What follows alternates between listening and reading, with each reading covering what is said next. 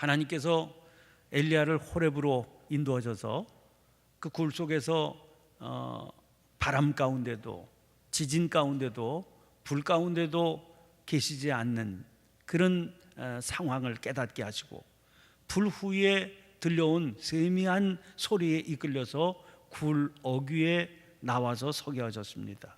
그때 엘리야에게 하나님께서 주신 말씀이 있죠. 19장 15절부터 18절까지 말씀인데, 너는 네 길을 돌이켜 광야를 통하여 다메섹에 가서 이르거든 하사엘에게 기름을 부어 아람의 왕이 되게 하고, 또는 너는 또 님시 아들 예후에게 기름을 부어 이스라엘의 왕이 되게 하고, 또 아벨무홀라 사밧의 아들 엘리사에게 기름을 부어 너를 대신하여 선지자가 되게 하라. 하사엘의 칼을 피하는 자를 예후가 죽일 것이요 예후의 칼을 피하는 자를 엘리사가 죽이리라. 그러나 내가 이스라엘 가운데 7,000명을 남기리니 다 바알에게 무릎을 꿇지 않고 다 바알에게 입맞추지 아니한 자니라. 아주 차원이 달라지는 사명을, 새로운 사명을 향해서 길을 떠나게 하십니다.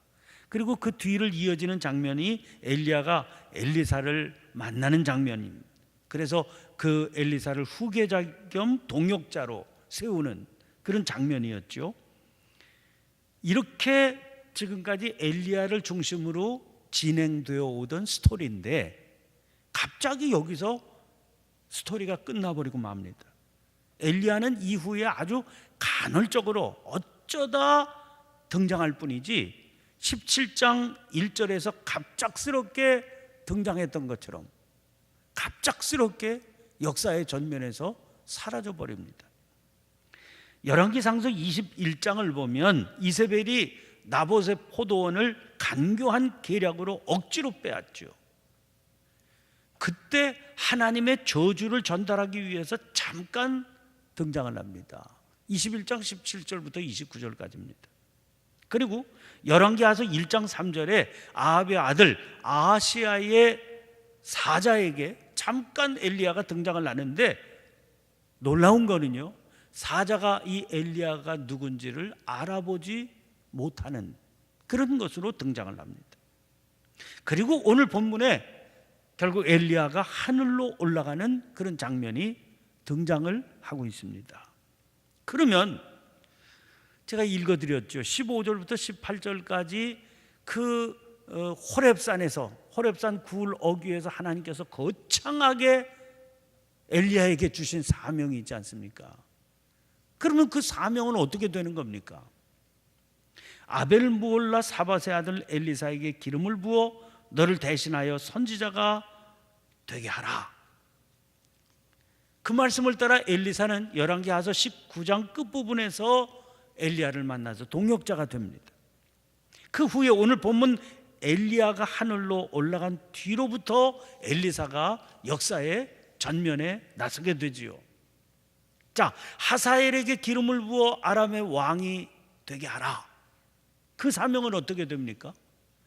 열왕기하서 8장 15절을 보면 그 이튿날에 하사엘이 이불을 물에 적시어 왕의 얼굴에 덮음에 왕이 죽은지라 그가 대신하여 왕이 되니라. 하나님께서 엘리야에게 사명을 주신 그 사명이 이루어집니다. 그런데 이것은 열왕기하서 8장, 엘리야가 하늘로 올라간 건 열왕기하서 2장, 그러니까 엘리야에 의해서 완수된 게 아니고 엘리사가 선지자로 활동하던 시기에 일어난 일입니다. 사실 또 엘리야나 엘리사도 직접적으로 이 일에 관계도 없이 이루어진 일입니다. 또 님시 아들 예후에게 기름을 부어 이스라엘의 왕이 되게 하라 그랬죠. 이건 어떻게 되는 겁니까? 이건 그 다음 장 열왕기하서 9장 1절부터 3절까지 이렇게 되어 있습니다. 선지자 엘리사가 선지자의 제자 중 하나를 불러 이르되 너는 허리를 동이고 이 기름병을 손에 가지고 길앗 라못으로 가라. 거기에 이르거든 님시의 손자 여호사밧의 아들 예후를 찾아 들어가서 그의 형제 중에서 일어나게 하고 그를 데리고 골방으로 들어가 기름병을 가지고 그의 머리에 부으며 이르기를 여호와의 말씀이 내가 네게 기름을 부어 이스라엘 왕으로 삼노라 하셨느니라 하고 곧 문을 열고 도망하되 지체하지 말지니라 하니. 이루어지긴 그대로 이루어지는데요, 이 일도 엘리사가 선지자로 활동하던 시기, 그러니까 엘리야와는 관계가 없이 진행이 됩니다. 엘리사의 제자가 예후에게 기름을 부어서 그를 이스라엘 왕으로 세운다, 그렇게 선포를 하고 도망치는 그런 것으로 이루어지게 되는 겁니다. 분명히 엘리야에게 주신 사명이지만 엘리야와는 전혀 상관없이 진행이 되는 겁니다. 여러분, 엘리야의 일이 아니라 당신의 일이다 하는 사실을 이미 하나님께서는 분명히 하신 바 있습니다.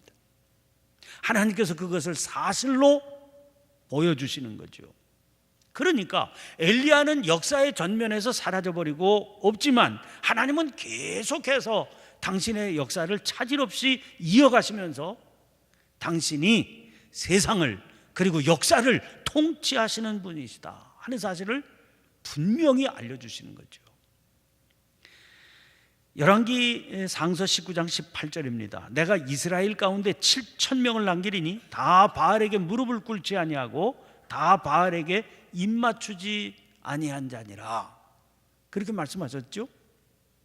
그래서 엘리야가 사라진 역사의 한복판에 엘리야는 없지만 계속해서 이스라엘 가운데 남겨두신 하나님의 종들을 등장시키셔서 당신의 역사를 이루어 가시는 장면을 보여주십니다. 열왕기 상서 20장을 보면 아람과 이스라엘의 전쟁이 한참 진행 중일 때 그때 이름 없는 선지자, 이름조차 알 수 없는 선지자를 등장시키십니다. 20장 13절이에요. 한 선지자가 이스라엘의 아합 왕에게 나아가서 이르되 여호와의 말씀이 내가 이 큰 무리를 보느냐? 내가 오늘 그들을 내 손에 넘기리니 너는 내가 여호와인 줄을 알리라 하셨나이다. 엘리야는 하나님 앞에 뭐라고 호소했습니까? 다 죽이고 나만 남았습니다, 그러지 않았어요. 근데 엘리야가 사라졌는데도 계속해서 하나님의 심부름하는 종들이, 이름도 없는 종들이 등장을 하는 거죠. 20장 22절입니다. 그 선지자가 이스라엘 왕에게 나와 이르되 왕은 가서 힘을 기르고 왕께서 행할 일을 준비하소서. 해가 바뀌면 아람 왕이 왕을 치러 오리이다 하니라. 열왕기하서 22장에도 이런 장면이 나옵니다. 아합과 유다 왕 여호사밧이 연합을 해요. 그래서 길랏 라못을 차지하겠다고 아람과 전쟁을 논의합니다. 그런데 여호사밧이 제안을 하는 겁니다. 그러지 말고 군사를 일으키기 전에 먼저 여호와의 말씀을 들어보고 결정하는 게 어떻겠소? 그러자 아합이 그럽시다. 그래서 선지자를 한 400명쯤 모아서 묻습니다. 자, 이런 계획을 가지고 있는데 하나님의 말씀이 뭐라고 그러느냐? 그러니까 한 목소리로 싸우라고 하십니다. 반드시 승리할 것입니다. 400여 명이 다 한 목소리로 그렇게. 근데 눈치를 챘는지 여호사밧이 또 얘기를 합니다. 400여 명이 모여서 한 목소리로 얘기하는데 이 나라에 다른 선지자는 없어, 그렇게 물어요. 그러니까 아합이 내키지 않는 마음으로 한 사람이 있기는 있는데 그 사람은 꼭 나한테 좀 기분 나쁜 말만 하는 친구입니다. 그래서 안 불렀습니다. 그러면서 아물라의 아들 미가야를 거론합니다.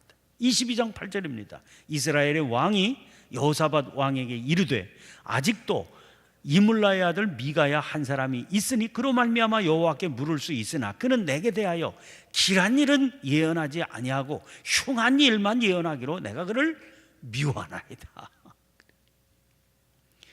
그러니까 여호사밧이 그 사람 얘기도 들어봐야죠. 그래서 사신을 보냈거든요. 이제 왕의 사신이 가가지고 미가야에게 얘기를 합니다. 한 400여 명 다른 선지자들이 다 모여서 이 전쟁 이길 겁니다. 하나님께서 그렇게 말씀하십니다. 그러니 당신도 거기 동조해 주시오. 그렇게 부탁을 하는 거죠. 그가 미가야가 대답합니다. 22장 14절입니다. 미가야가 이르되 여호와께서 살아계심을 두고 맹세하노니 여호와께서 내게 말씀하시는 것 곧 그것을 내가 말하리라 하고, 그러면서 왕의 면전에서 미가야가 예언하는 겁니다. 여러 가지 예언이 있지만 맨 마지막 결론이 이겁니다. 이 전쟁의 계획은 아합을 꿰어서 죽이려고 하는 하늘의 계략이다 하는 것을 알라는 겁니다. 자, 중요한 건 이겁니다. 엘리야, 이 위대한 하나님의 종은 역사에서 사라집니다. 근데 하나님의 역사는 계속된다는 거예요. 이름 없는 선지자들이 곳곳에서 일어나고, 이렇게 미가야처럼 용감하게 왕의 면전에서 이 전쟁, 당신이 일으키려고 하는 전쟁의 의미가 뭔지나 알고 움직이는 거냐고 말이에요. 용감하게 하나님의 음성을 전하는 그런 종들이 계속 일어난다는 겁니다. 엘리야에게 하나님께서 일깨우셨지요. 이 일은 내 일이 아니야, 내 일이다. 엘리야의 일이 아니라 하나님의 일이기 때문에 하나님께서 친히 이루어 가신다는 겁니다. 여러분, 우리의 시대라고 그래서 뭐가 다르겠습니까? 우리들은 하나님께서 시대와 역사를 통해서 우리에게 주신 사명이 있지요. 그 사명을 깨닫고 최선을 다해서 힘껏 감당한 뒤에 주님, 저는 주님의 무익한 종입니다, 그렇게 고백하면서 사라져가는 거예요. 그때 그렇게 쓰임받을 수 있는 사람이 부요한 삶을 사는 사람 아닙니까? 왜? 영원에 깃대어 살아가는 사람이니까. 전능하신 하나님의 장중에 붙들려서 전능하신 하나님의 일을 감당하는 사람이니까. 근데 어리석은 인생들이 그걸 깨닫지를 못하게 되지요. 이걸 자기의 일로 생각하고 발버둥 치면서 사니까 그 삶의 모습이 얼마나 조잡하고 그 삶의 모습이 얼마나 보잘것없겠습니까? 그래서 초라한 존재가 되는 거죠. 자, 오늘 본문 말씀을 보면 역사의 전면에서 호련히 사라졌던 엘리야가 다시 등장해서 세상을 떠나는 장면입니다.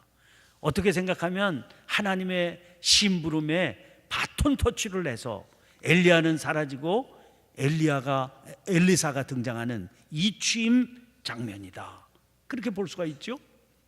그런데 그 이 취임 장면이 전임과 후임자 사이에서 계획하고 논의를 거쳐서 이루어지는 게 아니라 하나님께서 친히 주재하시는 장면입니다. 엘리야는 아마 하나님께서 이루시는 결정적인 조치가 임박했구나, 이걸 예상한 것 같아요. 그래서 자꾸 엘리사를 떼어놓고 자기 홀로 길을 가려고 3번이나 시도합니다. 베들로 가겠다, 여리고로 갔다, 요단으로 가지요. 그러나 엘리사도 눈치를 챕니다.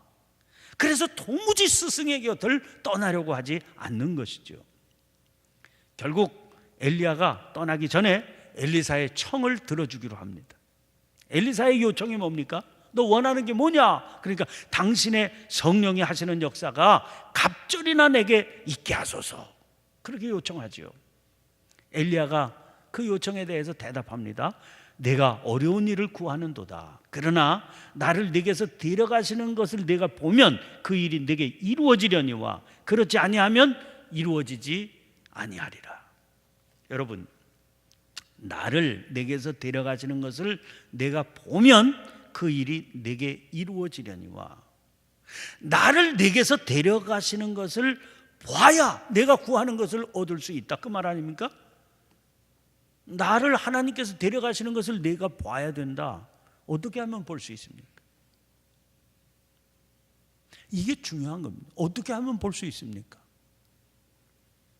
떨어져야 볼 수 있는 겁니다. 지금 엘리사는 자꾸 붙어 있으려고 그러잖아요. 엘리야가 말합니다. 떨어져야 볼 수 있다. 다시 말해서 엘리사가 엘리야를 놔주어야 그 능력이 임하게 된다는 거예요. 너 나한테 자꾸 이렇게 붙들고 있으려고 하면 그거 볼 수 없다. 볼 수 없으면 능력이 임하지 못한다. 엘리야를 자꾸 붙들고 있는 한 엘리사는 엘리야의 힘에 의해서만 설 수 있는 겁니다. 그래서 어미새가 새끼를 키울 때 강제로 떨어뜨리고, 왜? 너 혼자 날 수 있게 하려면 떨어지는 수밖에 없다. 요한복음 16장 5절부터 7절까지 말씀 보면, 지금 내가 나를 보내신 네에게로 가는데 너희 중에 나더러 어디로 가는지 묻는 자가 없고 도리어 내가 이 말을 함으로 너희 마음에 근심이 가득하였도다. 그러나 내가 너희에게 실상을 말하노니 내가 떠나가는 것이 너희에게 유익이라. 내가 떠나가지 아니하면 보혜사가 너희에게로 오시지 아니할 것이요 가면 내가 그를 너희에게로 보내리니. 예수님이 세상 떠나시겠다고 그러니까 제자들이 불안하고 근심합니다. 예수님을 확 붙들고 가려고 그러는 거죠. 그 예수님께서 말씀하시는 거예요. 내가 떠나가는 것이 너희에게 유익한 거다. 왜? 내가 떠나가지 아니하면 보혜사가 너희에게로 오시지 아니하실 거다. 가면 그를 너희에게 보내주실 거다. 여러분, 주님께서 떠나가시면 보혜사 성령께서 제자들에게 임하시게 될 겁니다. 그래서 제자들로 하여금 직접 주님의 역사를 감당하게 세워가실 것입니다. 그래서 엘리사는 엘리야를 놓습니다. 마음으로부터 엘리야를 떠나보냅니다. 엘리야가 오늘 본문 보니까 엘리야가 하늘로 올라간 이후에 선지자의 제자들이 엘리야를 찾겠다 그러지 않습니까? 만류하죠. 찾을 필요 없다. 그토록 붙들고 싶어 했던 스승인데 찾을 필요 없다.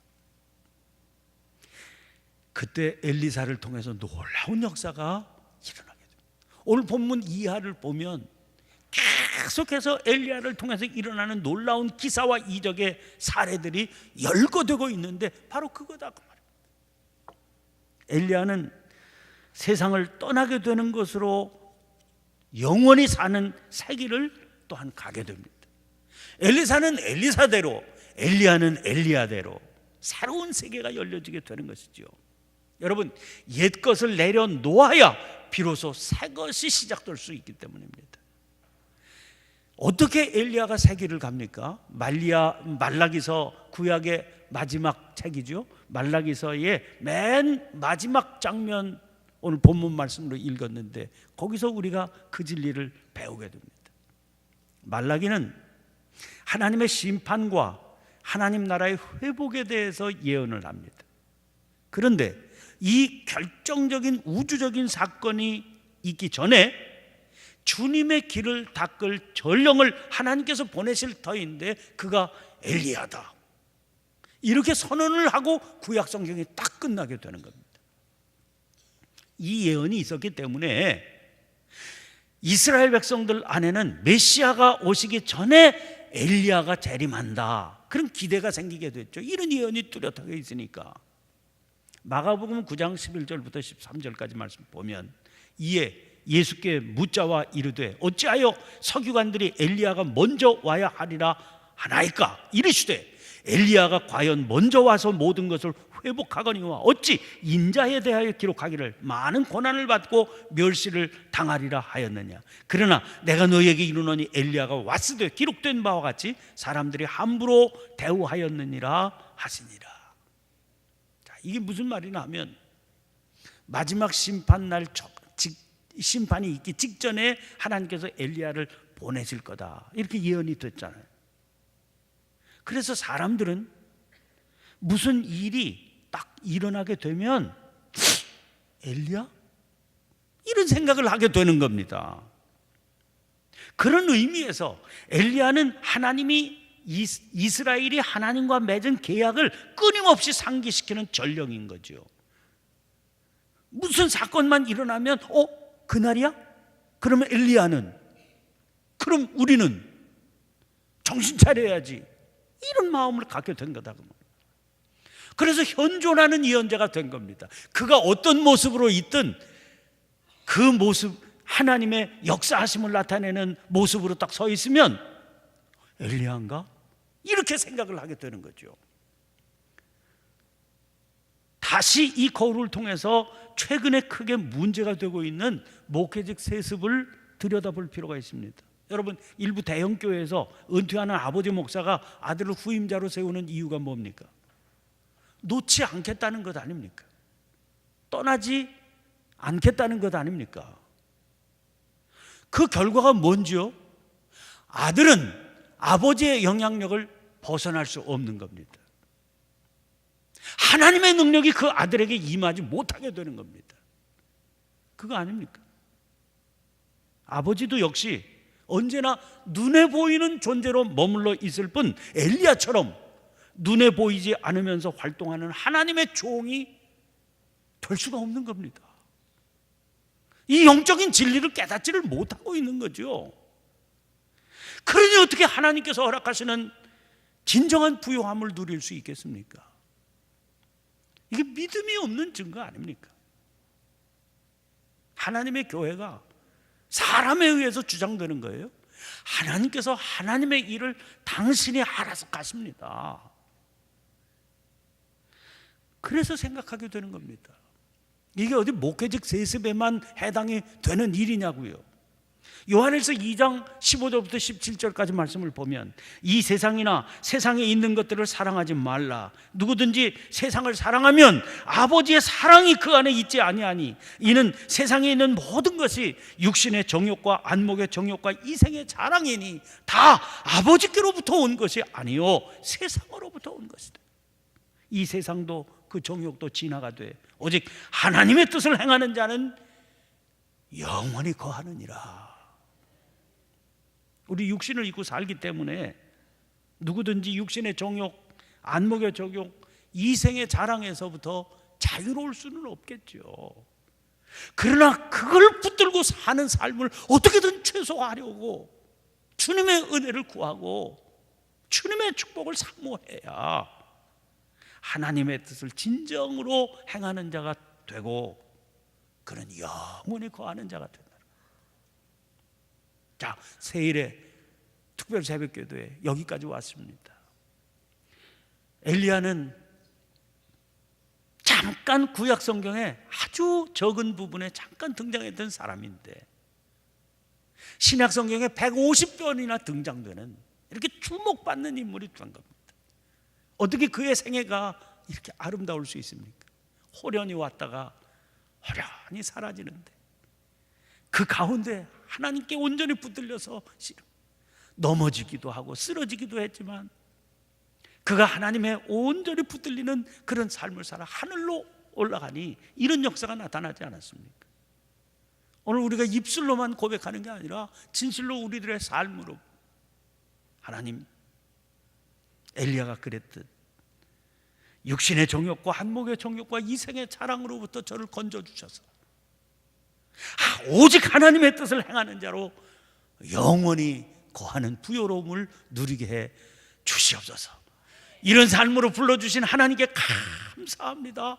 그런 마음으로 내일 감사주일 지날 수 있게 되시길 바라고 그런 은혜 공급받기를 원해서 하나님께서 예비하신 잔치에 시간 참석하며 말씀의 힘을 힘없는 저와 여러분이 되시기를 간절히 축원합니다.